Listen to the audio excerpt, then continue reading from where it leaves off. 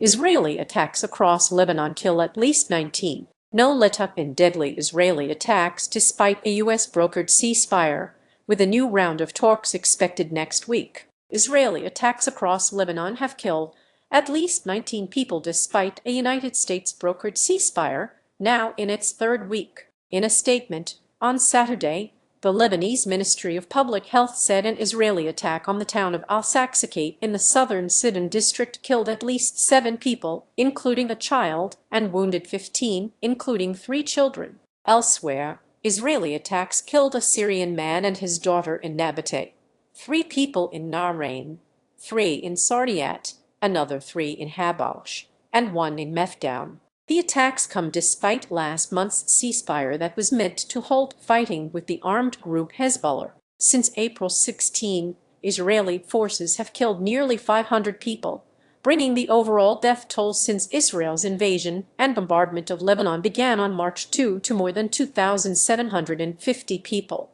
according to the health ministry. The Israeli army separately issued new force displacement orders for several towns as it continued to occupy parts of southern Lebanon, maintaining a buffer zone that prevents the return of hundreds of thousands of displaced people and demolishing houses within it. Reporting from Tyre, in southern Lebanon, Al Jazeera's Obader Hitto said there were no signs of a ceasefire on the ground as the death toll from Israel's violent strikes throughout the day keeps rising. Later on Saturday, Lebanese state media reported additional air attacks on several towns across southern Lebanon. There was no immediate information about casualties. The intensified attacks come a day after the U.S. announced it would mediate a second round of negotiations between Israel and Lebanon on May 14 and 15, despite demands by the Lebanese authorities that Israeli forces cease strikes before any talks. Advertisement: the negotiations in Washington, D.C., will advance a comprehensive peace and security agreement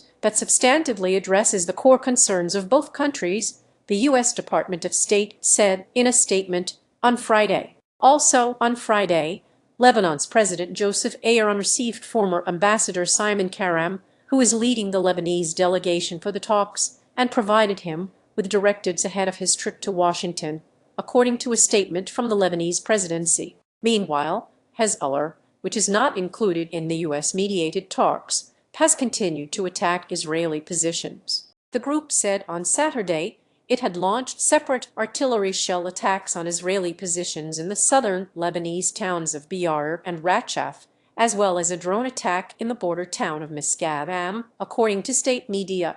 Hezbollah also claimed to have targeted a D9 bulldozer belonging to the Israeli army in Al-Abad town. Separately, the Israeli army said on Saturday several explosive drones had entered Israeli territory, with some falling inside the country. It added that air defenses intercepted multiple projectiles launched towards troops operating in southern Lebanon. On Friday, drones launched by Hezbollah detonated in northern Israel near the Lebanese border, wounding at least 3 Israeli soldiers.